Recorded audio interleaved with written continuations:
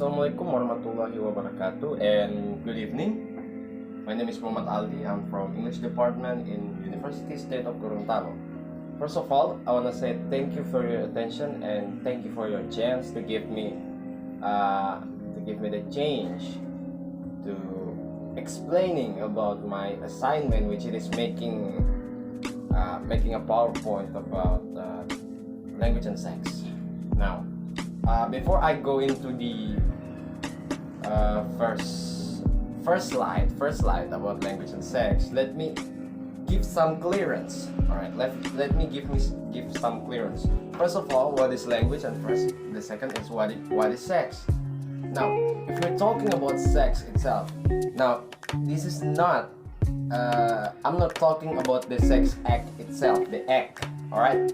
What I'm talking about sex in terms of differentiate terms between genders. So basically, I'm just talking about male and female. Okay, and then second is language. Now, when we're talking about sex, right?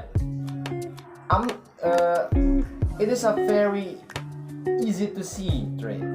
The trait is very easy to see because it is a very physical thing. Okay, we could differentiate between male and female just by seeing our physical trait. But when we're talking about language, now this is an interesting question. When we're talking about language, it is a very abstract. Why this is abstract? First of all, if we're talking about language in terms of verbal, yes, there are some difference. There are some system of language that are very different between each another. For an example, the language system between Barangay and Gorontalo is very different. And in Diana Eka Putra's book, he said that there are three elements consisting of language. First of all, verbal, vocal, and visual. Verbal means the verb or the vocabulary of the user. The second is vocal. Vocal is the tone of the voice. So when you're talking about in lower tone or in higher tone. And the third is visual. Visual in here is, for an example, when our gesture or your body language, a very subtle thing, but difference in some country. For an example, in Asia, when we talk with other people, it is very polite to see their eyes, directly. It's very polite for them. But if you go to the West, it is very impolite to see somebody in the eyes directly when you're talking about with them. They see that as a sign of aggression. Now, that's why when we're talking about language, it is an abstract because it depends on the social and cultural value of each people that using that language. Now, we've been talking about language and sex, and now we're coming to the difference. Now, first of all, there are physical differences, and yeah, there are physical differences between male and female. We all know that physical because you could see it, or touch it, I guess, if you have been married. Okay, I'm not. Now, in languages.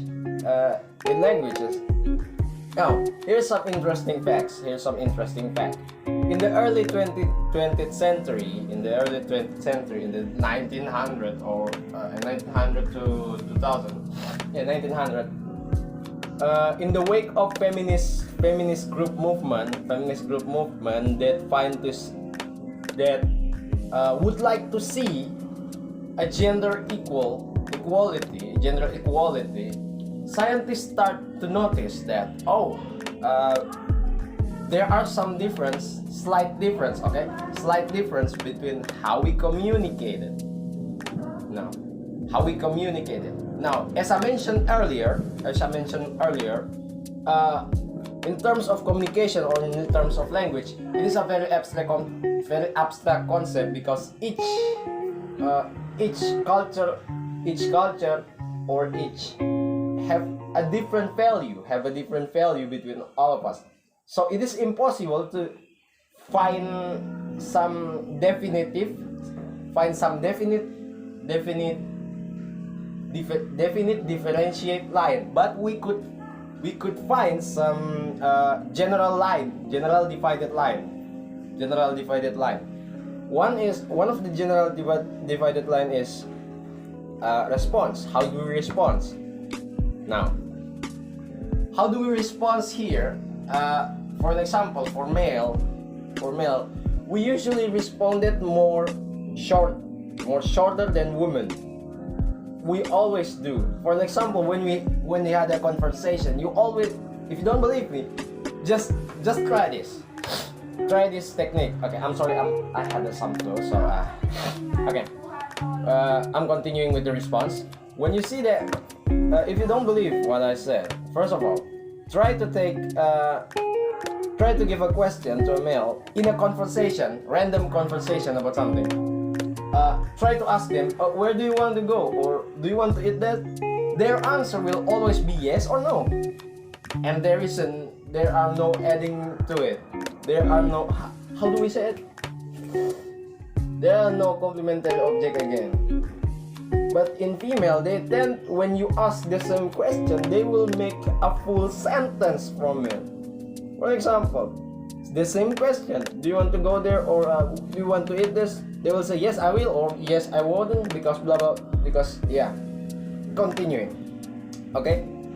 Now, before I continue my explanation about this, spoiler alert.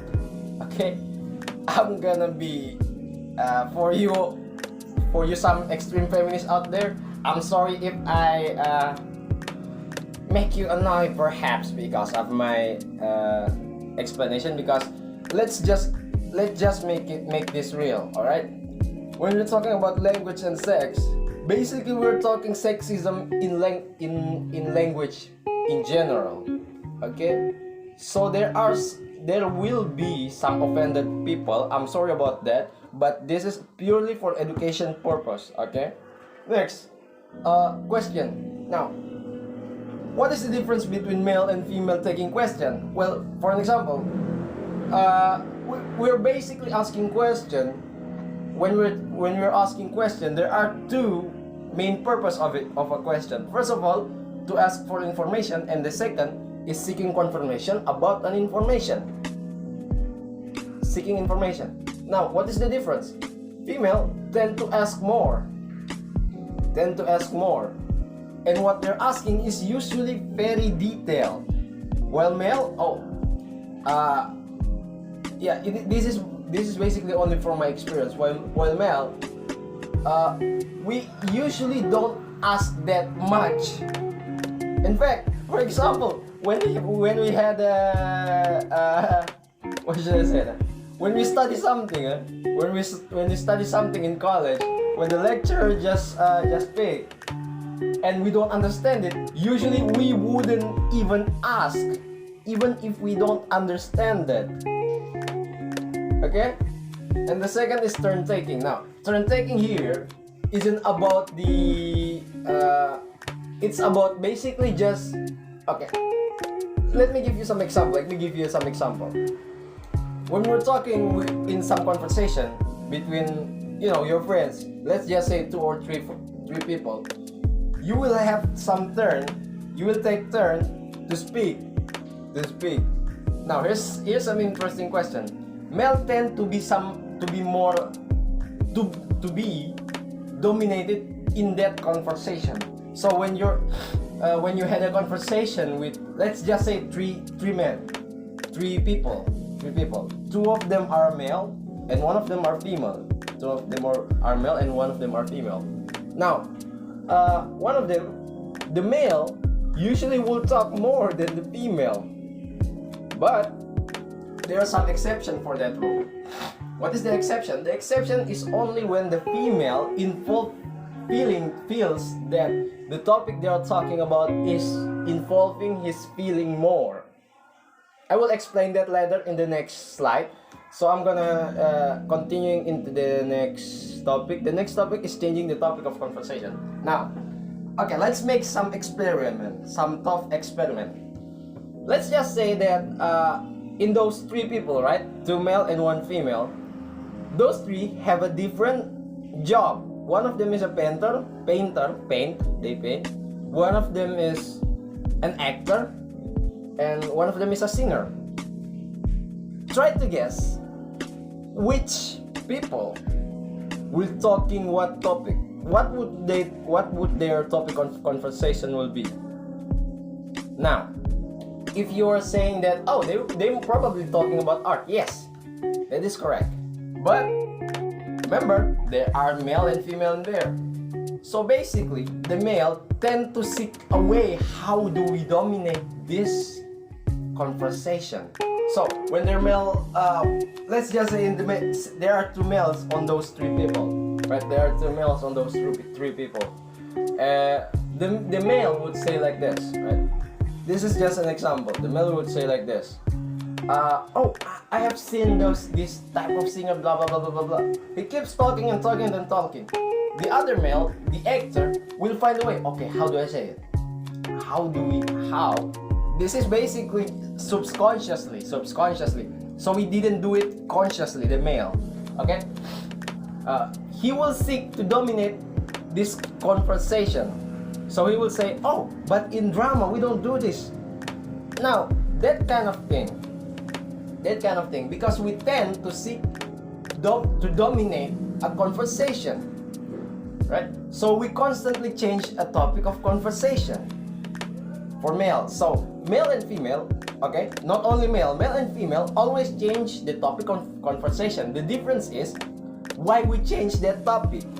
Male usually change the topic is because of they tend to seek to dominate a conversation, while female usually tend to change their topic of conversation because they find it not interested for them. That's basically just it. The second is, okay, next is verbal aggression. Now when we're talking about verbal aggression, I don't mean a physical aggression. Okay, basically you don't hit a male, basically you don't hit a women. Okay, what I'm just meaning is the verbal itself, our way to saying the words to other people. For an example, you will tend to find male curse more than female. Yeah, male usually always curse more than female. But the same rule is also doesn't always be absolute. First of all, why should I say it doesn't have to always be like that? Well, female is also cursing a lot, but only if they are emotionally involved in some topic. Okay. Next is politeness. Now, which gender will most likely be more polite?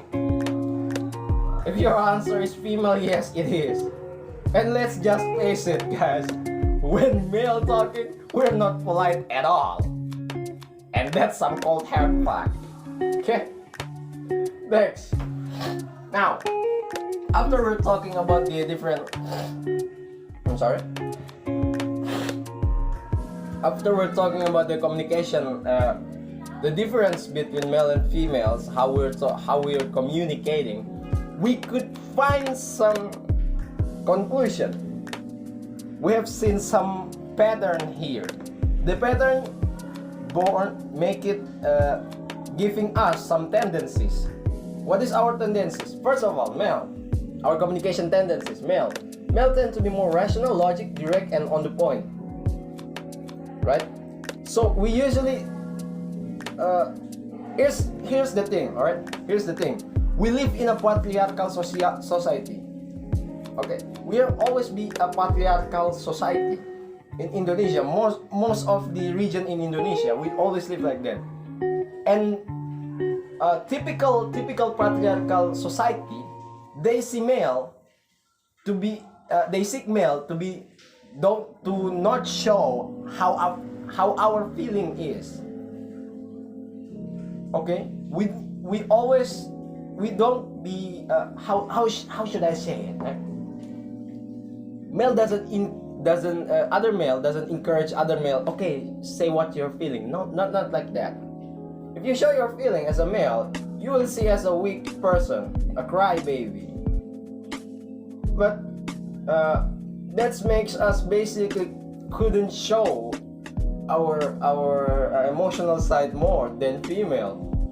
Okay, so when I say that rational, logic, and direct on the point, what I mean isn't about our psychological condition. No, what I mean is in communication. Okay, when you see a male communicated, these three would always be in their type of communication: rational, logic, direct on the point. The next is female. Okay, female tend to using feelings, emotional or indirect, or asking approval. Some question like I've been saying in the previous slide. Okay, next is factor. Why this has happened? Now, when we're talking about why this has happened, basically the answer is very simple. Different social value, different cultural value, and those two create an image. They create an image of how a male should behave, how female should behave, and how we shouldn't behave. Those two. Now, by doing that, we are mimicking our social structure. Okay, I've seen how a male should behave, right? We are mimicking it, not only in our behavior, but also in our language or how we communicate it. That's all. Because in society, human as a social creature, right? Always learn by mimicking other member of the society. For an example, we usually mimicking the closest relative to us, which was our family in the society.